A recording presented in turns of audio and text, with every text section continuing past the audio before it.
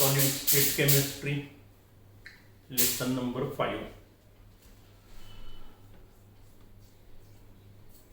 Unit सेलचे आपण एकूण 7 प्रकार पाहणार आहोत.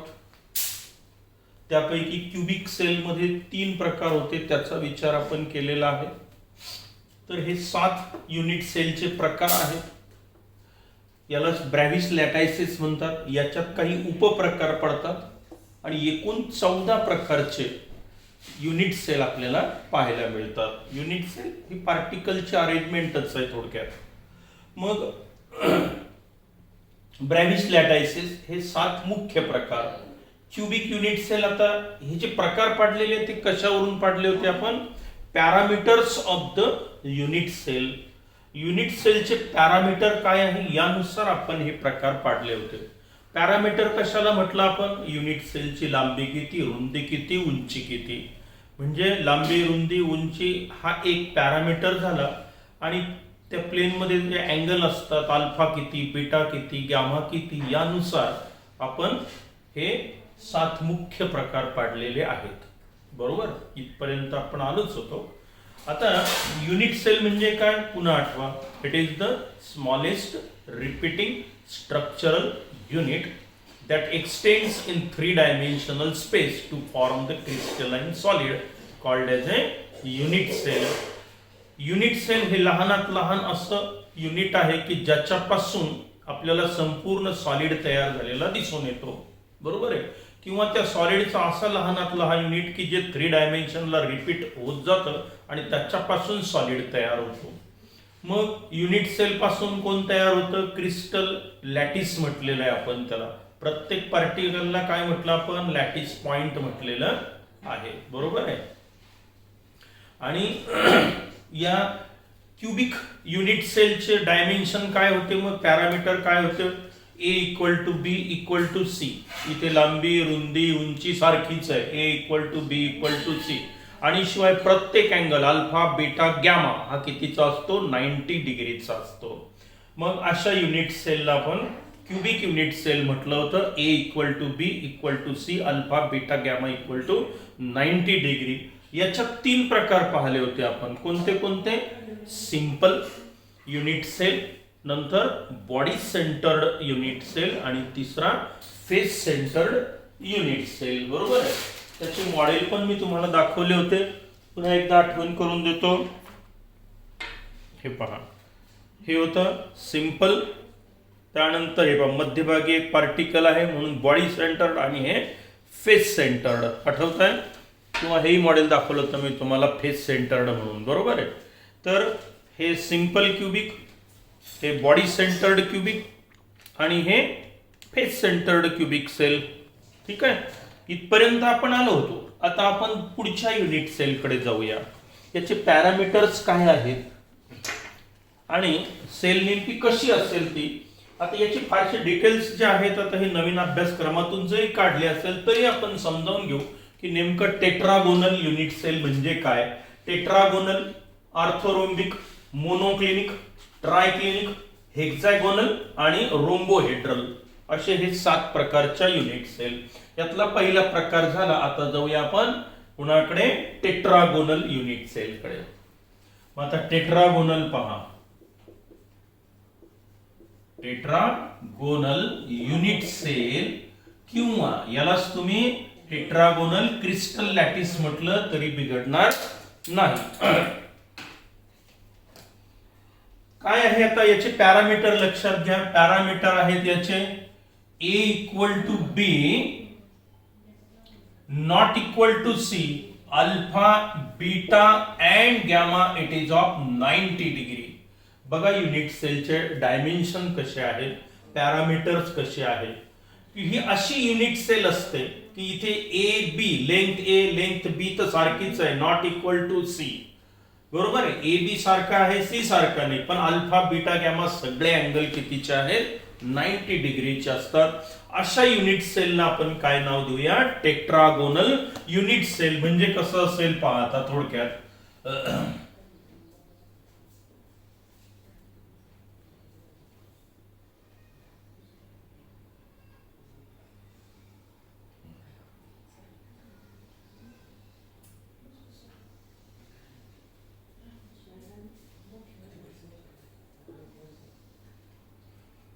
युनिट सेल कोणती? Tetragonal unit cell. आता पहा काय फरक पडला. याला काय म्हणतो? Lattice point. म्हणजे हे आपले पार्टिकल्स आहेत थोडक्यात, बरोबर आहे.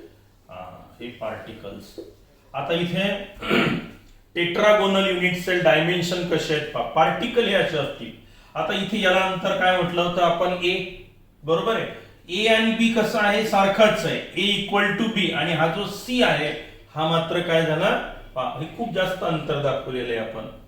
मग आता असे जी पार्टिकलची रचना असते A equal to B not equal to C. पण आता पहा, हा अल्फा, हा बीटा आणि हा कोण आहे? गॅमा. हे सगळेच्या सगळे कितीचे आहेत? अगदी काटकोनात आहेत. म्हणजे हे सगळे कितीचे होतील? 90 डिग्रीचे. अशा युनिट सेलला काय म्हणायचं मग आता? Tetragonal unit cell. A equal to B not equal to C but alpha beta gamma is of 90 degree. आता याचे दोन प्रकार दिसून येतात पहा. प्रिमिटिव्हची व्याख्या अगोदर सांगितली होती आपण. कोणती? Here constituent particles are present only at the corner of the unit cell. बरोबर आहे. फक्त कॉर्नरलाच पार्टिकल आले तर प्रिमिटिव्ह. मग याला मी सिंपल टेट्रागोनल असं नाव देतो. काय म्हणायचं याला? Simple tetragonal unit cell. याच्यात दोन प्रकार पाहायला मिळतात. हे झाले सिंपल. आणि इथे मध्यभागी जर पार्टिकल आला तर त्याला तुम्ही काय म्हणणार मग?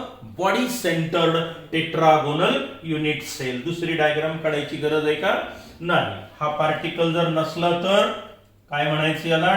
सिंपल किंवा प्रिमिटिव्ह टेट्रागोनल युनिट सेल. आणि मधात जर पार्टिकल आला तर याला काय म्हणणार आपण? Body centred. बॉडीच्या मध्यभागी एक पार्टिकल आला तर body centred tetragonal unit cell. ठीक आहे. एक आणखी वाटलं तर थोडक्यात डायग्राम म्हणजे एक आयडिया येईल तुम्हाला. तर पहा की कसे असतील थोडक्यात 3 डायमेन्शन मध्ये. आता हे दिसतंय तुम्हाला? हे पहा.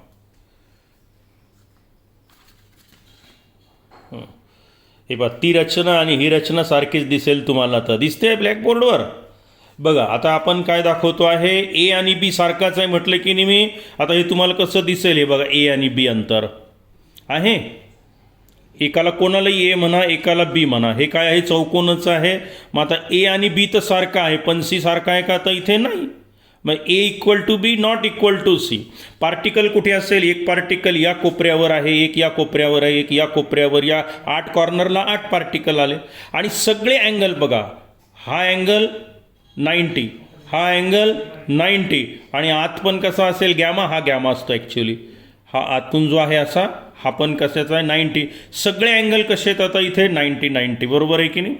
मग आता अशी जी रचना असते याला काय नाव द्यायचं? Tetragonal unit cell. बरोबर आहे. पहा, कोणालाही ए आणि बी हे अंतर सारखंच आहे आणि सी वेगळं आहे. A equal to B not equal to C. सगळे अँगल बघा. एक अल्फा या प्लेन मधला, दुसऱ्या प्लेन मधला हा बीटा म्हणा. बरोबर आहे. हा बीटा, हा अल्फा आणि आतला हे पण चौकोन तयार झाला. म्हणजे हाई अँगल गॅमा, हाई कितीचा झाला? 90 डिग्रीचा. मग अशा युनिट सेलला आपण काय म्हणायचं? टेट्रागोनल. मग आता याच्यात दोन प्रकार कोणते? फक्त कॉर्नरला जर पार्टिकल आले तर त्याला म्हणायचं सिंपल किंवा प्रिमिटिव्ह टेट्रागोनल युनिट सेल. आता या 8 कॉर्नरला 8 आले, मध्यभागी पुन्हा एक पार्टिकल येऊन बसला त्याच्यात तर त्याला काय म्हणणार तुम्ही मग? Body centred tetragonal unit cell. मग आता थोडक्यात इथे 3 प्रकार आणि इथे किती आढळतात? प्रत्यक्षात 2च आढळतात. या प्रकारात फेस सेंटर्ड आढळत नाही. त्याचे काही एक्झाम्पल मी दिलेले आहेत नोट्समध्ये, ते पाठ करायची गरज नाही.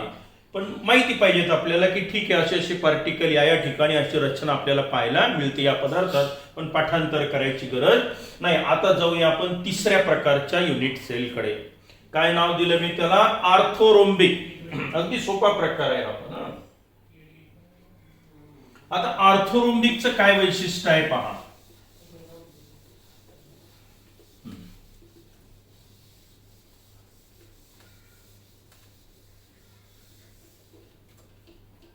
Orthorhombic unit cell. कोणी कोणी रोम्बिक पण म्हणेल याला. ऑर्थो रोम्बिक युनिट सेल किंवा क्रिस्टल लॅटिस याच्या 4 वेगवेगळे प्रकार पाहायला मिळाले. इथे किती दिसले होते आपल्याला?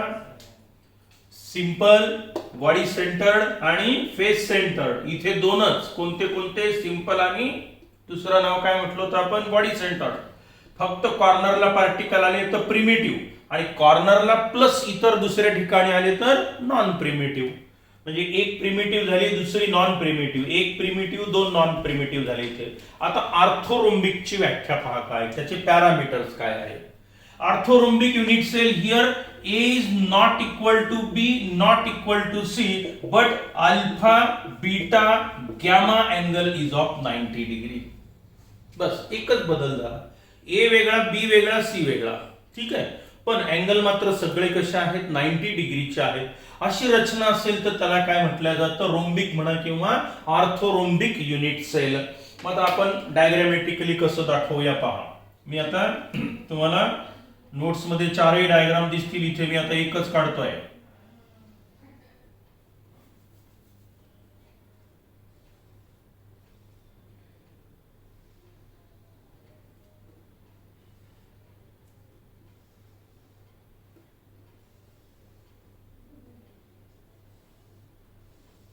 हे पार्टिकल्स दाखवतो इथे. आता बघ, हा ए आहे आणि हा बी. ए पेक्षा बी मुद्दाम मी लांब दाखवलेला आहे, बरोबर आहे. हा A B not equal to C. A आणि बी पण सारखा नाही, सी पण सारखा नाही. हे त्याच्याही पेक्षा लांब दाखवलंय मी. आता पहा, आकृती बदलली थोडीशी. ए वेगळा, बी वेगळा, सी वेगळा झाला, बरोबर आहे.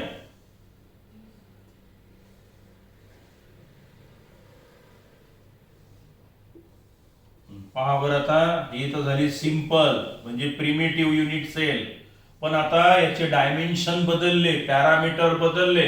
हा ए, हा बी आणि सी दिसताना तुम्हाला काय दिसतं? A is not equal to B, not equal to C, बरोबर आहे.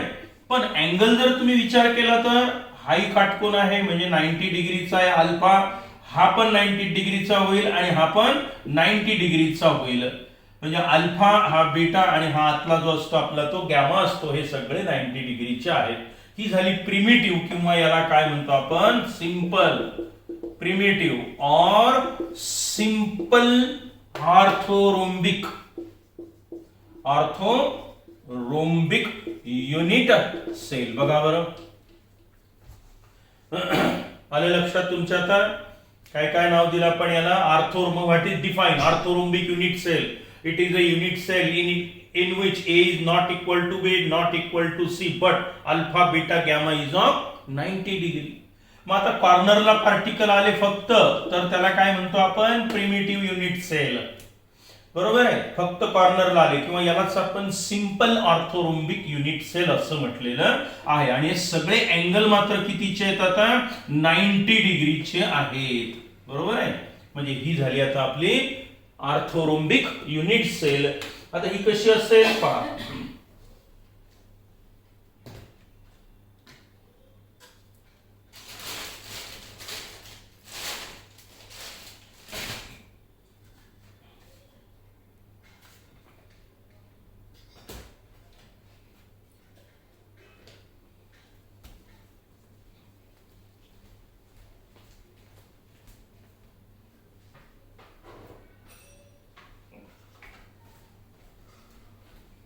योगायोगाने लगेच सापडलं मला. आता हे पहा, हा ए, हा बी आणि हे सी. इथे पार्टिकल, इथे पार्टिकल, इथे पार्टिकल, इथे पार्टिकल, इथे पार्टिकल, इथे पार्टिकल. 8 कोपऱ्यावर 8 आले थोडक्यात. पण ए वेगळा, बी वेगळं आणि हे सी पण काय झाला? वेगळा झाला. म्हणजे काय? A not equal, A is not equal to B, not equal to C. पण अँगल जर तुम्ही बघितले तर पहा बरं, हा सरळ सरळ काटकोन म्हणजे 90 डिग्री. हा पण 90 डिग्री आणि आतला हा पण 90 डिग्री. सगळे 90 90 90. मग ही जी युनिट सेल असेल याला काय म्हणायचं आता? Orthorhombic unit cell. याच्यामध्ये 4 प्रकार पडतात, उपप्रकार. हे झाली सिंपल. नाव लक्षात घ्या, नावावरून लगेच लक्षात येतं आपल्या. याच्या व्यतिरिक्त मध्यभागी पार्टिकल आला, याला काय म्हणाल तुम्ही आता? Body centred orthorhombic unit cell. काय म्हणाल? Body centred. याच्यात फेस सेंटर्ड पण असतो. म्हणजे काय? प्रत्येक फेसच्या मध्यभागी एक. आता हे पुन्हा पुन्हा आकृत्या काढत नाही, तुमच्या लक्षात आलं. एक इकडे, एक मागची फेस. आता हे जोडलं तर बघा तुमच्या स्पष्टपणे लक्षात येईल. पहा बरं, ही एक फेस, याच्या मध्यभागी एक. मुद्दाम वेगळ्या रंगात दाखवले. हे चार, या फेसच्या मध्यभागी एक. खालची फेस पहा, हे त्याच्या मध्यभागी एक. त्यानंतर ही इकडची जी फेस आहे याच्या मध्यभागी एक. इकडे एक. 6 फेसेस आहेत इकडे आणि तिकडचे बघा पार्टिकल. याला काय म्हणणार मग मी?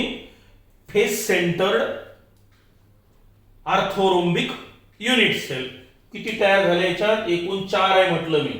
कोणते कोणते नाव आले पहा. पहिल्याला मी काय म्हटलं? ही झाली सिंपल. दुसरी कोणती दिसून आली तुम्हाला? बॉडी सेंटर्ड आहे. प्रत्यक्षात फक्त मध्यभागी एक पार्टिकल येईल, ती नॉन प्रिमेटिव्ह होईल. तिसरा प्रकार कोणता आला? फेसच्या मध्यभागी, म्हणजे याला म्हणू आपण face centred orthorhombic unit cell. आणि चौथा एक प्रकार उपलब्ध आहे ज्याला नाव देण्यात आलेलं आहे एंड सेंटर्ड, किंवा याला बेस सेंटर्ड असं म्हणण्यात येतं. पहा आता हे इथे आणि इथे, फक्त इथे आणि इथे एक पार्टिकल आला आहे असं चालेल.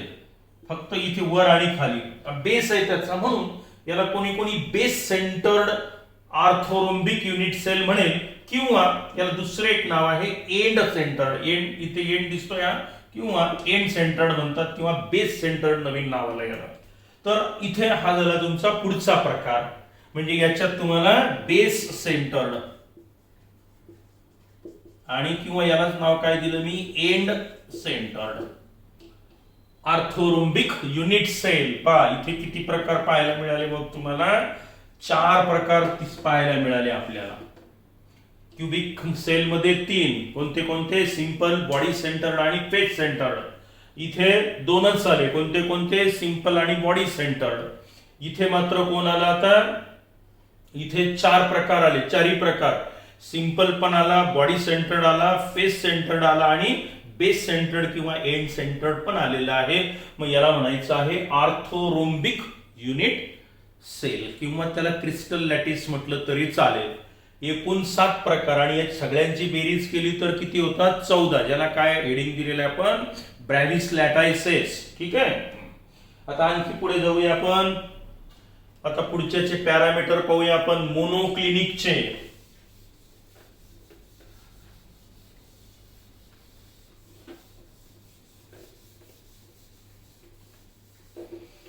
हे अशा अरेंजमेंट निसर्गात वेगवेगळ्या पदार्थांमध्ये पाहायला मिळतात.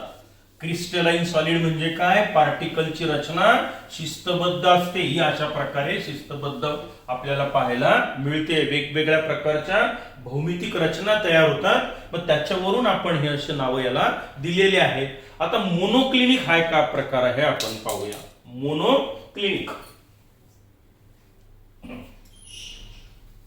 चौथा प्रकार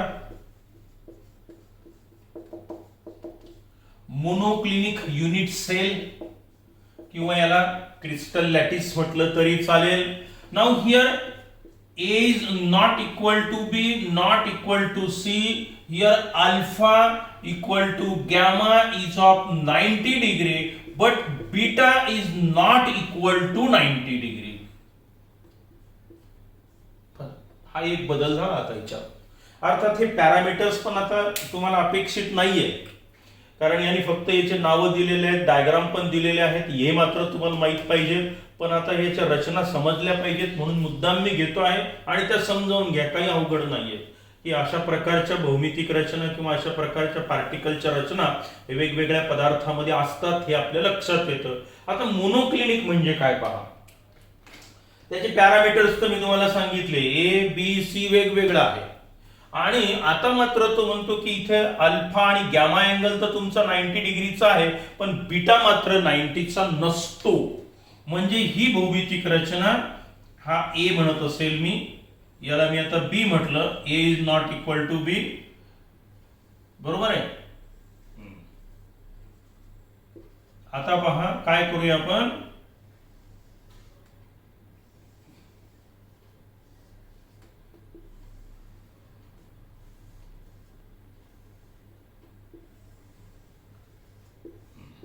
आता ए बी आणि हा झाला सी.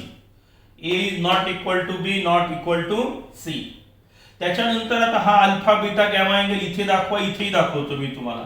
आतला जो असतो तो गॅमा असतो, हा कितीचा झाला 90. हा जो असतो हा अल्फा, हाही तुम्हाला 90चा दिसतो. आणि हा जो अँगल असतो आता इट इज ग्रेटर दॅन 90, इथे लेस दॅन 90 दिसेल आणि हा ग्रेटर दॅन 90 दिसतो, किंवा beta is not equal to 90 degree. इथल्यापेक्षा ते आपल्याला इथे जास्त स्पष्ट आहे. इथे म्हटलं तरी चालेल, इथे म्हटलं तरी चालेल. आता पहा ही अशा प्रकारची युनिट सेल आहे ही अशी, बरोबर आहे. आता काय झालं की ही आणि आपण जे आर्थोरोम्बिक बघितले होते, ही orthorhombic A is not equal to B not equal to C, पण इथे काय होतं सगळेच्या सगळे 90चे होते की नाही. मग आता काय झालं की ते ही जी सेल होती अशी आपली कपाट असते की नाही कपडे ठेवण्याचं तसं, तर ते काय झालं फक्त एका बाजूने अशी उचलले गेले. पहा मी तुम्हाला हे आर्थोरोम्बिक दाखवलं होतं की नाही. आता काय झालं, आता हे आर्थोरोम्बिक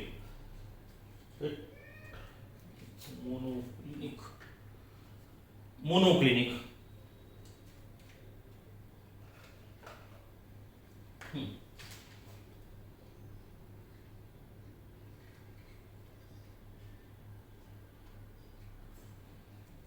हे पहा, हे मोनोक्लिनिक सेल आहे. हे अशी लक्षात घ्यायची आहे तुम्हाला. आता इथे पार्टिकल, इथे पार्टिकल, इथे पार्टिकल, इथे पार्टिकल. आता पहा की हे ए आणि बी वेगवेगळं आहे. A not equal to B not equal to C, ठीक आहे. आणि आता पहा तुम्ही की जर तुम्ही इथे बघितलं तर हा बीटा अँगल जो आहे, बीटा याला म्हणतो आपण, याला अल्फा म्हटलं आपण. हा अल्फा जो आहे हा 90चा आहे, एक सरळ कट केलेला आहे, बरोबर आहे. इथे पार्टिकल आहे असं समजायचं. आता हे 90 आहे, पण इथे जर तुम्ही बघितलं बघा वर गेलं थोडंसं असं आहे की नाही, हे असं झालंय. म्हणजे हे काय झालं ग्रेटर दॅन 90. आपण काय म्हटलं, हा बीटा अँगल जो आहे हा नॉट इक्वल टू 90 आणि आतला चौकोनच आहे. म्हणजे आत काय झालं गॅमा आपला 90 डिग्रीचा. मग गॅमा 90 अल्फा पण 90, अल्फा 90 गॅमा 90 पण beta is not equal to 90. काहीशी अशा प्रकारची अरेंजमेंट तुमची राहील. एक पार्टिकल इथे, एक थोडा उंच दिसेल तुम्हाला, एक इथे दिसेल, हा इकडे किंचित वर गेलेला असेल. आता ही पण शिस्तबद्ध रचना आहे. मग याला आपण काय नाव दिलेलं आहे, मोनोक्लिनिक. काय म्हणतात याला, मोनोक्लिनिक. याच्यात दोन प्रकार पाहायला मिळतात मोनोक्लिनिक मध्ये. एक मिळतो सिंपल आणि दुसरा आहे बेस सेंटर्ड किंवा एंड सेंटर्ड. सिंपल म्हणजे प्रिमिटिव्ह हे झाली, आणि दुसरा प्रकार यात कोणता पाहायला मिळतो, याला काय नाव दिलं होतं आपण, इथे आणि इथे पार्टिकल असेल तर याला म्हणतो आपण एंड सेंटर्ड, किंवा यालाच काय नाव दिलं होतं बेस सेंटर्ड. म्हणजे इथे दोन रचना शक्य आहेत प्रत्यक्षात. कोणत्या कोणत्या, सिंपल मोनोक्लिनिक आहे आणि दुसरं एंड सेंटर्ड किंवा base centred monoclinic unit cell. थोडक्यात ती ऑर्थोरोम्बिक येते अशी वर उचलल्या गेली, तर त्याला काय म्हटलं आपण. मग आता हे मोनोक्लिनिक, आणि याच्यात किती प्रकार पाहायला मिळाले आपल्याला, दोन. ठीक आहे. आता आजचा लेसन आपण इथेच पूर्ण करूया. त्याच्यानंतर आपण 6व्या लेसन मध्ये या पुढच्या 3 युनिट सेलचा विचार करूया. ठीक आहे.